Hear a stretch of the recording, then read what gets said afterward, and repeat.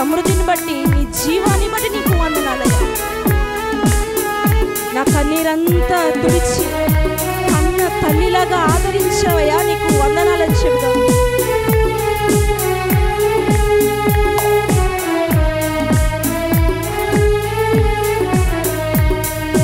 కొలతే లేదయ్యా నీ జాలి నాపై యేసయ్యా, కొరతే లేదయ్యా సమృద్ధి జీవం నీవయ్యా. కొలతే లేదయ్యా నీ జాలి నాపై యేసయ్యా, కొరతే లేదయ్యా సమృద్ధి జీవం నీవయ్యా. నా కన్నీరంతా తుడిచావే కన్న తల్లిలా, కొదువంతా తీర్చావే కన్న తండ్రిలా. నా కన్నీరంతా తుడిచావే కన్న తల్లిలా, నా కొదువంతా తీర్చావే కన్న తండ్రిలా. ఆశలలో నిరాశలలో నేనున్నా నీకని అన్నావే, పోరులలో పోరాటములో నా పక్షముగానే నిలిచావే, దీవించావే సమృద్ధిగా నీ సాక్షిగా కొనసాగమని ప్రేమించావే నన్ను ప్రాణంగా, నీ కోసమే నన్ను బ్రతకమని.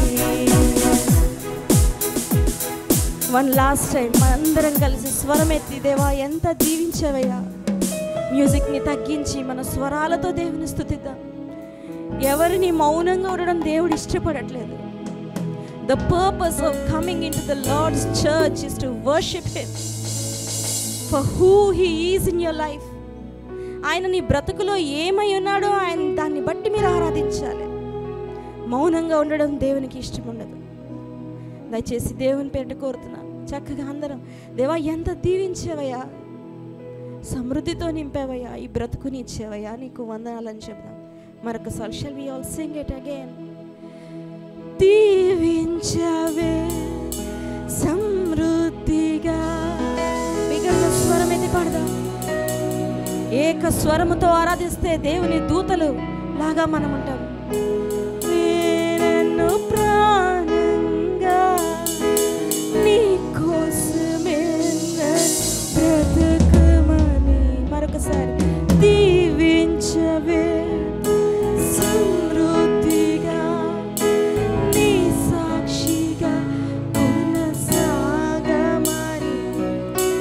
ప్రేమించవే నన్ను ప్రాణంగా, నీ కోసమే నన్ను బ్రతకమని. దారులలో ఎడారులలో సెలయేరులై ప్రవహించుమయా, చీకటిలో కాని చీకటిలో అగ్ని స్తంభమై నన్ను నడుపుమయా. దీవించవే సమృద్ధిగా. ఇంకా స్వరం ఎత్తుతారా దేవుని కోసం? శిగా కొనసాగమని ప్రేమించవే నన్ను ప్రాణంగా, నీ కోసమే నేను బ్రతకమని. హల్లెలూయా. మనం దేవునిలో ఎదగాలి, సంఘం ఆత్మీయంగా బలపడాలి, దేవుల్లో వృద్ధి చెందాలి. మీరు అనుకోవచ్చు 20 సంవత్సరాల నుంచి నేను క్రైస్తవునండి, నేను దేవుణ్ణి నమ్ముకొని 20 years అయిపోయింది. ఒక భక్తుడు చెప్పాడు, లేకపోతే వాక్యం చెప్తుంది, బైబిల్ చెప్తుంది, దేవుల్లో ఎదగటం అనేది it's a life long process. జీవితాంతం దేవుని వాక్యం చదువుకొని ప్రార్థన చేసుకున్నా ఇంకా మనం బలపడాలి. ఎందుకంటే our ultimate goal is to be Christ likeness. క్రీస్తు సారూప్యంలోనికి మనం మార్చబడాలి. మనమంతా మానవులం, మనలో పాపం ఉంటుంది, పాప లక్షణాలు ఇంకా ఉంటాయి. మనం క్రీస్తు వలె మనం జీవించలేం, కానీ ప్రయత్నం చేయటం, క్రీస్తు కొరకు మనం జీవించడానికి ప్రయత్నం చేయడం, అది నా అపోస్తున్న పౌలు ఎంతో భారంతో వారికి సువార్తను ప్రకటించాడంట. ఈ ప్రాంతంలో ప్రకటించినప్పుడు దేవుడు కార్యం జరిగిస్తే వారిని దేవునిలో బలపరిచాడంట. ఈ పరిస్థితుల్లో మీకు పత్రికను మీకు జ్ఞాపకం చేశాను. చూడండి ఒకసారి ఎఫెసీయులకు రాసిన పత్రిక. చాలాసార్లు మనం అనుకుంటాం ఎప్పటికే మనం 2 అధ్యాయాలు పూర్తి చేసుకున్నాం, 3వ అధ్యాయానికి వెళ్ళాలి. దానికి ముందు ఒకసారి వెనక్కి రండి. 1వ అధ్యాయంలో 7 స్పిరిచువల్ బ్లెస్సింగ్స్, 7 ఆత్మీయ ఆశీర్వాదాలు మీకు జ్ఞాపకం చేశాను. ఇప్పటికీ 3 వారాలు మనం చూసాం. సో మళ్ళీ అంతసేపు చెప్పడం నాకు టైం లేదు, కానీ 3 నిమిషాల్లో 7 ఆశీర్వాదాలు మరొకసారి జ్ఞాపకం చేస్తాను. ఎంత గొప్ప దేవుడు!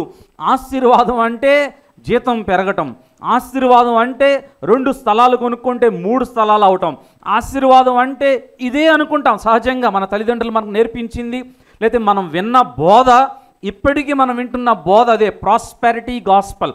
యేసు ప్రభు నమ్ముకో నీకు అంతా మంచే జరుగుద్ది, యేసు ప్రభు నమ్ముకో నీకు అన్నీ బాగుంటాయి, యేసు ప్రభు నమ్ముకో నీకు అన్నీ వచ్చేస్తాయి, నీ అకౌంట్లో డబ్బులు పడిపోతాయి. కానీ వాక్యం ఎన్నడూ అలా చెప్పలా. Blessing is not just physical blessing. తప్పకుండా దేవుడు ఈ లోకపరంగా ఆశీర్వదిస్తాడు, నేను కాదంట్లా. దీనికంటే గొప్ప ఆశీర్వాదం ఏంటంటే spiritual blessings in heavenly realms, అంటే పరలోక విషయంలో దేవుడిస్తున్న గొప్ప ఆశీర్వాదం. అందుకే ఇక్కడ ఒక గోల్డెన్ బ్లెస్సింగ్స్ అని నేను చెప్పాను. చూడండి 1వ అధ్యాయంలో మనం చూసాం 3వ వచనం 3వ లైన్లో ఆత్మ సంబంధమైన ప్రతి ఆశీర్వాదమును మనకు అనుగ్రహించెను. God has blessed us with all heavenly spiritual blessings. చాలాసార్లు బ్లెస్సింగ్స్ ఇవి మన నిగూఢమైన విషయాలు, అద్భుతమైన సత్యాలు. దేవుడు ఇంత బ్లెస్సింగ్ మనకిచ్చాడా? ఎలా ఉందంటే మన ఇంట్లో 50 లక్షలు పెట్టుకుని అయ్యా మాకు ఏమి లేవయ్యా తినటానికి అన్నట్లు ఉంది. చాలాసార్లు విచారంగా ఉంటాం, బాధగా ఉంటాం, ఏదో కోల్పోయినట్లు ఉంటాం. దేవుడు 50 లక్షలు కాదు, 50 కోట్లు కాదు, 500 కోట్లు కాదు, వెలకట్టలేని గొప్ప ఆత్మీయ ఆశీర్వాదాలు మనకిచ్చాడు. Praise be to God. ఇవేంటంటే మనకి డబ్బుల్లా కనిపించట్లేదు, అందుకే మనకి ఈ వెల తెలియట్లేదు, ఈ వాల్యూ తెలియట్లా. కానీ దేవుడు ఇచ్చినవి ఈ కరెన్సీ సరిపోదేమో, అంత గొప్ప, అన్మెజరబుల్ అన్నాడు, లేకపోతే ఇమ్మెజరబుల్ అంటే మనం కొలవలేమంట, లెక్క పెట్టలేము. అంత గొప్ప ఆత్మీయ ఆశీర్వాదాలు దేవుడు మనకిచ్చాడంత. దేవునికి ఏమి ఇవ్వగలం మనం? చూడండి 1వ అధ్యాయము 6వ వచనంలో 6వ వచనం 5వ లైన్లో ముందుగా తన కోసము నిర్ణయించుకొని, ద ఫస్ట్ స్పిరిచువల్ బ్లెస్సింగ్ ఏంటంటే ప్రీ డెస్టినేషన్. ముందుగానే నువ్వు నాకు కావాలి, ముందుగానే నిన్ను ఏర్పాటు చేసుకుంటున్నానని చెప్పి దేవుడు మనం నిర్ణయించుకున్నాడంట. ఎగ్జాంపుల్ చాలా ఇచ్చాను మీకు ఆల్రెడీ, మళ్ళీ సేమ్ ఎగ్జాంపుల్ రిపీట్ చేసినట్టు ఉంటుందేమో. లేడీస్ ఎప్పుడైనా షాపింగ్కి వెళ్తే, శారీస్ కొనడానికి వెళ్తే ఎంత టైం పడుతుందో మనకు సహజంగా మనకు తెలుసు. లేకపోతే అందరూ అని నేను అంటలేదు, కానీ సహజంగా అక్కడికి వెళ్ళినప్పుడు 100 చీరలు తీస్తారు. 100 చీరల్లో చివరికి ఒకటే చీర నచ్చుద్ది. 100 చీరలు అన్నీ పక్కన పెట్టిన తర్వాత ఒక్క చీర నచ్చుద్ది, ఒక్క చీర పైన దృష్టి పడుతుంది, అది కావాలని కోరుకుంటారు. ఎందుకు చెప్తున్నానంటే 100 చీరలు ఉన్నాయి, 100 మనం ఇంటికి తీసుకెళ్ళిపోం, ఒకటి మనకి ఇష్టపడి తీసుకెళ్తాం.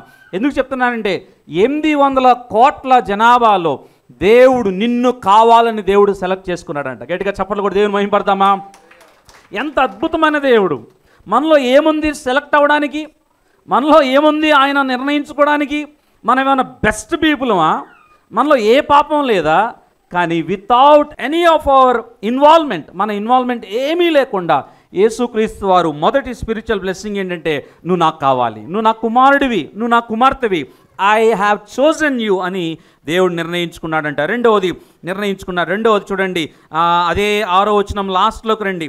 ప్రేమ చేత ఆయన క్రీస్తులో మనలను ఏర్పరచుకొనేను.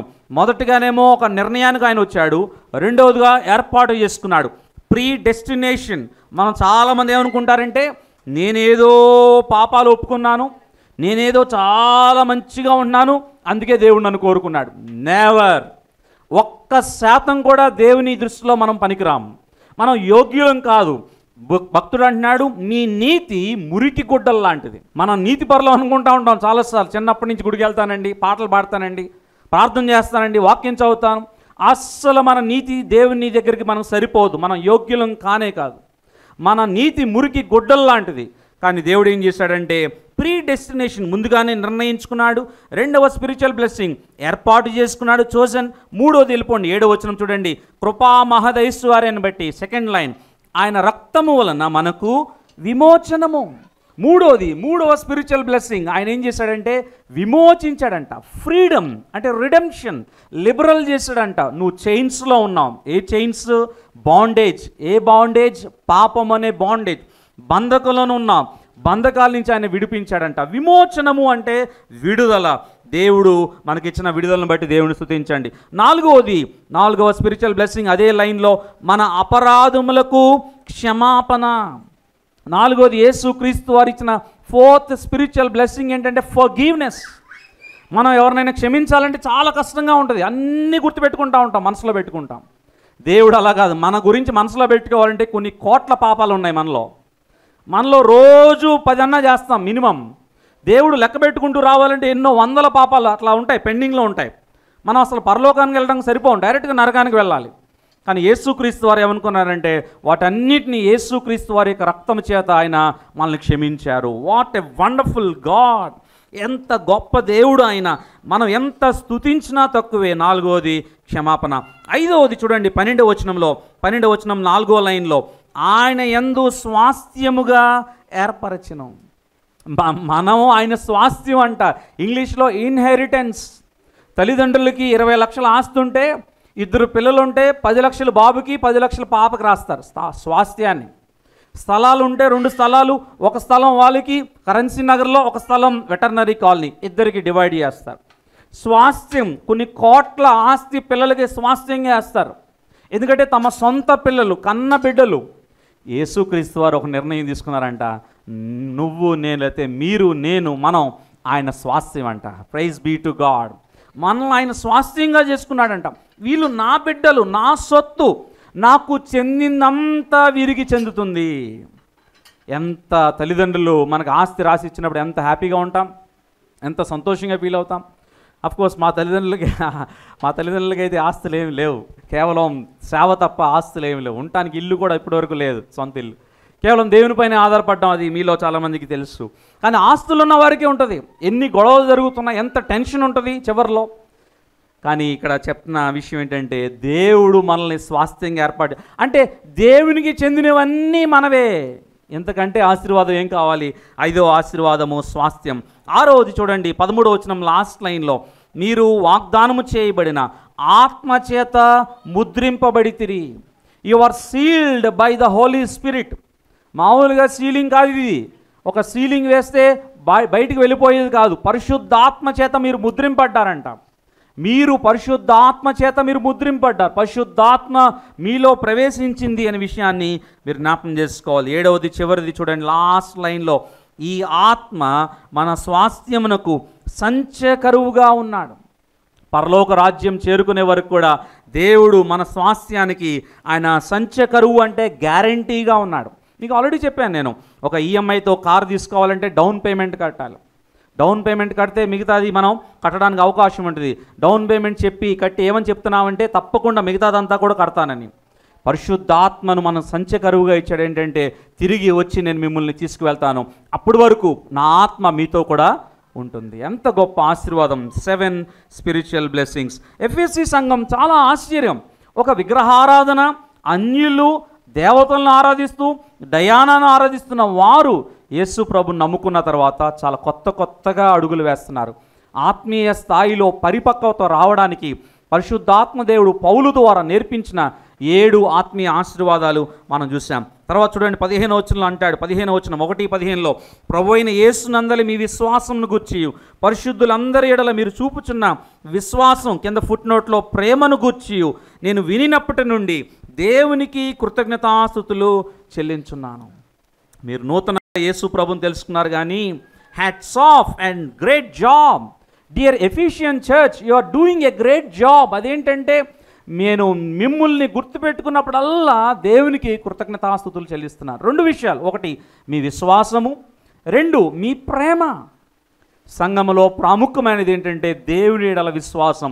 నెంబర్ 2 ప్రేమ చాలా ప్రాముఖ్యమైనది. సంఘాన్ని ఉద్దేశించి ఈ మాటలు జ్ఞాపకం చేస్తున్నాడు. పేజీ తిప్పండి, 2వ అధ్యాయం ఒకసారి జ్ఞాపకం చేసి మన 3వ అధ్యాయంలోకి వెళ్ళిపోవాలి. 2వ అధ్యాయం 8వ వచనంలో, మీరు విశ్వాసము ద్వారా కృప చేతనే రక్షింపబడి ఉన్నారు, ఇది మీ వలన కలిగినది కాదు, ఇది దేవుని యొక్క వరమే. మనం రక్షింపబడ్డాము అంటే ఇది మనం కాదు, దేవుడు ఆయన ఒక వరము చేత మనం రక్షించుకున్నాడనే విషయాన్ని మనం జ్ఞాపకం చేసుకోవాలి. 19వ వచనానికి వచ్చేసేయండి. 19వ వచనం లాస్ట్ లైన్లో చూడండి, మీరు పరిశుద్ధులతో ఏక పట్టణస్థులను దేవుని ఇంటి వారునై ఉన్నారు. Church is God's family. సంఘము అంటే దేవుని కుటుంబం అంట. మీరు దేవుని ఇంటి వారునై ఉన్నారు. మీరందరూ ఎఫ్ఎస్సి సంఘమా లేకపోతే లోగోస్ సంఘమా, ఇక్కడ ఉన్న వారందరూ మీరు దేవుని యొక్క ఇల్లు అనే విషయాన్ని మీరు జ్ఞాపకం చేసుకోవాలి. ఈ ఇంటికి కార్నర్ స్టోన్, మేము ఈ బిల్డింగ్, మరి ఈ బిల్డింగ్ అని కాదు కానీ ఈ యొక్క చర్చ్ ఈ కట్టేటప్పుడు ఈ మూలరాయి లేకపోతే పునాది రాయి ఇక్కడ వేశాం. ఆ రోజు ఉపవాస ప్రార్థన ఉన్నాం. ఒక 10 మంది వచ్చారు. వెనకాల సండే స్కూల్ రూమ్లో ఉపవాసం ఉండి ప్రార్థన చేశాం.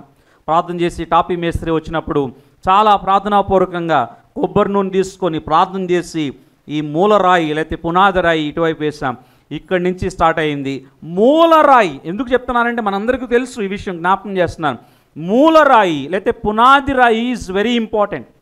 మూలరాయి స్ట్రాంగ్గా లేకపోతే, సరిగ్గా వేయబడకపోతే, దానిపైన పునాది సరిగ్గా వేయబడకపోతే బిల్డింగ్, ఏ బిల్డింగ్ అయినా ఫర్ దట్ మ్యాటర్, కుప్పకూలిపోతుంది. Foundation should be very strong. అలాగే Christ should be the cornerstone of the church. ఈ సంఘానికి మూలరాయి ఎవరంటే క్రీస్తు. లోగోస్ చర్చే కాదు, for that matter any church in the world, అంటే బిబ్లికల్ చర్చ్. అనేక విధాలు డబ్బు మీద సంఘం కట్టేవాళ్ళు ఉంటారు, పేరు ప్రఖ్యాతుల మీద సంఘాన్ని కట్టేవారు ఉంటారు, సొంత పబ్లిసిటీ మీద సంఘాన్ని కట్టేవారు ఉండొచ్చు. కానీ వాక్యం ఏం చెప్తుందంటే సంఘం కట్టబడాల్సింది క్రీస్తు అనే మూలరాయి పైన. ఆ మూలరాయి పైన ఇక్కడ చెప్తున్నాడు చూడండి, ఎఫెసీయులకు రాసిన పత్రిక 2వ అధ్యాయము 20వ వచనంలో, క్రీస్తు యేసే ముఖ్యమైన మూలరాయి ఉండగా అపోస్తులను ప్రవక్తలను వేసిన పునాది మీద మీరు కట్టబడి ఉన్నారు. అపోస్తులు ప్రవక్తలు అంటే దేవుని వాక్యం. అందుకనే అపోస్తుల కార్యము 2:42 అంటాడు, మీరు అపోస్తుల బోధయందును, the teaching of the apostles. అపోస్తలుడు అని పేరు పెట్టుకోవడానికి ఇప్పుడు ఎవరు పెట్టుకోవడానికి వీల్లేదు. అపోస్తలుడు అనే మాటకు అర్థం ఏంటంటే పంపబడినవాడు. యేసుక్రీస్తు చేత పంపబడిన వారు ఆ 12 మంది అపోస్తులు మాత్రమే అపోస్తులు. కానీ ఇంకా ఈ రోజుల్లో చెప్పుకునే విధంగా అపోస్తులు అని చెప్పుకోవడానికి అవకాశం లేదు. ఎందుకంటే ఫౌండేషన్ ఆల్రెడీ అపోస్తుల ద్వారా పడిపోయింది. స్ట్రాంగ్ ఫౌండేషన్, దేవుని వాక్యం చేత వారు ఫౌండేషన్ వేశారు అంటున్నాడు చూడండి 21వ వచనంలో, ప్రతి కట్టడమును ఆయనలో చక్కగా అమర్చబడి. మీరందరూ ఎవరంటే రాళ్ళు. సంఘం అంటే ఏంటంటే సంఘంలో ఉన్న ప్రతి ఒక్కరు కూడా, ఇంక్లూడింగ్ మీ, మనందరం ఒక్కొక్కరు ఒక్కొక్క రాయి లాంటివారు, వన్ స్టోన్. అక్కడ క్రీస్తు యేసు చీఫ్ కార్నర్ స్టోన్, యేసుక్రీస్తు వారు.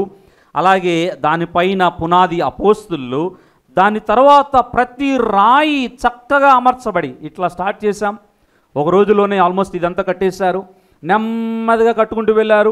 ఒక సగం వరకు కట్టారు, తర్వాత ఇంకో స్టెప్ వెళ్ళారు, అలా కట్టుకుంటూ వెళ్ళారు. తర్వాత ఇటు అట్లా నెమ్మదిగా ఒక రాయి తర్వాత ఒక రాయి, ఒక రాయి తర్వాత ఒక రాయి. అక్కడ లేకపోయినా ఏం కనిపిస్తుంది? ఇప్పుడు ఎలా ఉంటుంది? బయట అంతా కనిపిస్తూ ఉంటుంది. వర్షం వస్తుంది, ఏమవుతుంది? వర్షం లోపలికి వచ్చేస్తుంది. లేకపోతే ఎండ సడన్గా ఏదైనా రావచ్చు, లేకపోతే పక్షులు, ఎలుకలు రకరకాలు జరగచ్చు. ఎందుకంటే ప్రతి రాయి కూడా చక్కగా అమర్చబడితేనే ఒక బిల్డింగ్ అనేది కట్టబడుతుంది. అందుకే ఎందుకు చెప్తున్నానంటే సంఘంలో ప్రతి రాయి కూడా ముఖ్యమైనదే. నేనే వందలేండి, చర్చికి వస్తాను, చిన్న ప్రార్థన చేసుకుని వెళ్ళిపోతాను. No, you are the stone in the church. మీరు దేవుని సంఘంలో రాయి అయి ఉన్నారు. దేవుని సంఘం ఇది. పాస్టర్ గారి కోసం వస్తున్నానండి, రాకపోతే ఫీల్ అవుతారేమో pastor. No, it's not man, it's not man made church, it's only the God. అందుకే ఇక్కడ అంటున్నాడు, ప్రతి కట్టడమును ఆయనలో చక్కగా అమర్చబడి ప్రభువునందు పరిశుద్ధమైన దేవాలయమగుటకు వృద్ధి పొందుచున్నది. మీరందరూ కూడా, మనందరం ఎక్కడ ఎదగాలంటే సంఘంలోనే ఎదగాలి. మెయిన్ మనకి బేస్ ఏంటంటే church. Church is the place where you grow spiritually week by week and day by day. కేవలం ఆదివారం మాత్రమే మనం సమకూట్ల, వచ్చేవారం మీకు తెలుస్తుంది, బుధవారం సమకూడతాం, ఏదో విధంగా శుక్రవారం గృహ కూడికలు కావచ్చు, ఏదో విధంగా మనం సమకూడుతున్నాం. వారంలో 3 రోజులు మనం సమకూడుతున్నాం. ఎందుకంటే సంఘంలో ప్రతి రాయి కూడా చక్కగా అమర్చబడాలి, తద్వారా దేవాలయంగా అది వృద్ధి పొందుతుంది. చాలాసార్లు చర్చ్ అంటే మనకేంటంటే చర్చ్ అంటే బిల్డింగ్ అనుకుంటాం. Church is not a building. Church is a group of believers, group of stones. మనందరం కలిసి ఒక చోట సమకూడి దేవుణ్ణి ఆరాధించడం, ప్రభువునందు పరిశుద్ధంగా. చూడండి 22వ వచనం, ఆయనలో మీరు కూడా ఆత్మ మూలముగా దేవునికి నివాస స్థలమై ఉండుటకు కట్టబడుచున్నారు. ఇది ఎవరి నివాస స్థలం అంట? దేవుని నివాస స్థలం అంట. It's the house of God. దేవుడు ఇక్కడ మనతో నివాసం చేస్తున్నాడు.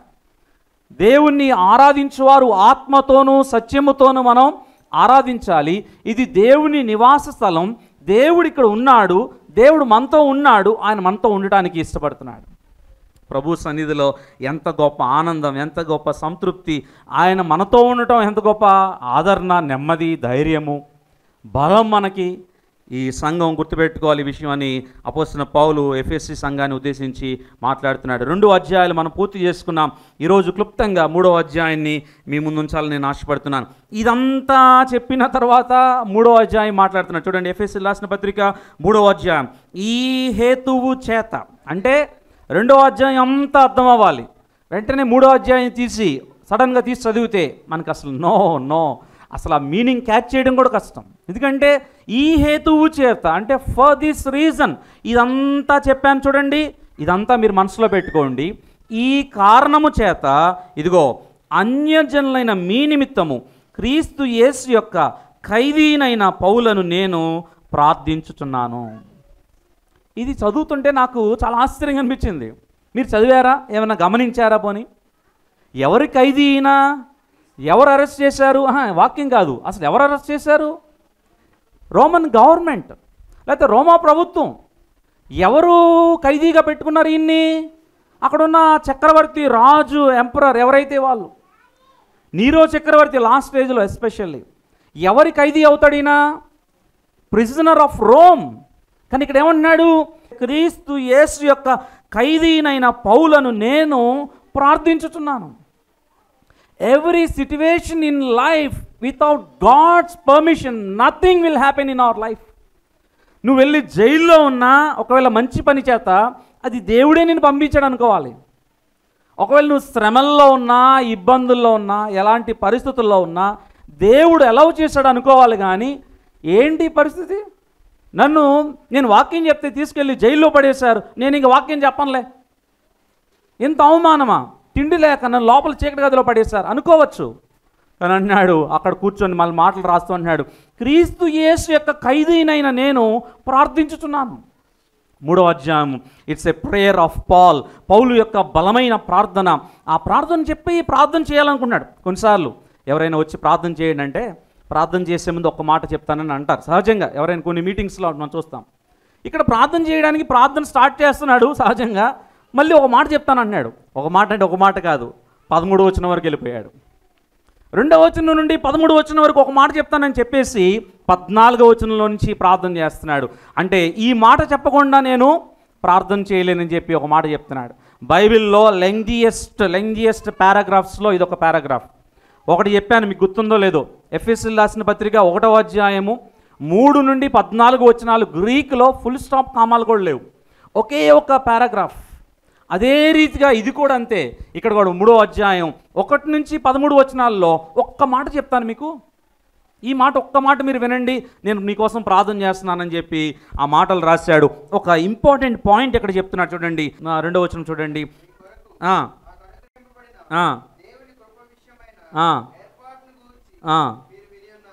5వ వచనం, ఈ మర్మం ఇప్పుడు ఆత్మ మూలముగా దేవుని పరిశుద్ధులకు అపోస్తులకును ప్రవక్తలకును బయలుపరచబడి ఉన్నట్టుగా పూర్వకాలముల యందు మనుషులకు తెలియపరచబడలేదు. ఆగండి, ఒక సీక్రెట్ చెప్పాలి మీ అందరికీ. ఒక సీక్రెట్ చెప్పాలి. మీరందరూ ఇప్పుడు ఎట్లా అయిపోయారు? చాలా అలర్ట్గా అయిపోయారు. ఏంటి సీక్రెట్? ఎవరికైనా సీక్రెట్ అంటే చాలా ఇంట్రెస్టింగ్గా ఉంటుంది. ఏం సీక్రెటో అది, ఏదో రహస్యం చెప్తారేమో. ఈయన కూడా అన్నాడు ఒక సీక్రెట్ చెప్పాలి. సీక్రెట్ అంటే ఏంటి? వాళ్ళకి తెలియంది, వాళ్ళకి తెలియంది ఈయనకి మాత్రమే తెలిసింది. ఇక్కడ మిస్టీరియాన్ అనే గ్రీకు మాట, మిస్టీరియాన్ ఇంగ్లీష్లో మిస్టరీ అంటారు. మిస్టరీ అంటే ఏంటి అర్థం? దాని యొక్క వివరణ తెలియంది, ఆ విషయం ఏమాత్రం ఎవరికి అర్థం కానిది, అట్లా ముగింపబడింది. మిస్టరీ అంటే unveiled thing, unveiled thing, untold అంటే చెప్పలేనిది, చెప్పనిది, చెప్పకూడనిది అనే విషయం. అప్పటి వరకు అపోస్తులకి తెలియదంట, అప్పటి వరకు ప్రవక్తలకి ఈ విషయం తెలియదంట. ఇదిగో ఈ విషయం పరిశుద్ధాత్మ దేవుడు నాకు తెలియజేశాడు, ఈ విషయం మీకు చెప్తున్నాను వినండి అని నేను ప్రార్థన చేస్తాను మీ అందరి కోసం, ఈ విషయం మీరు వినండి, ఒక్క మాట చెప్తున్నానని చెప్పి ఆ మాట చెప్తున్నాడు. చూడండి 6వ వచనం చూడండి. ఈ మర్మ మీదనగా అన్యజనులు సువార్త వలన క్రీస్తు యేసునందు యూదులతో పాటు సమాన వారసులను, ఒక శరీరమందలి సాటి అవయవములను వాగ్దానంలో పాలివారులనై ఉన్నారను నదియే.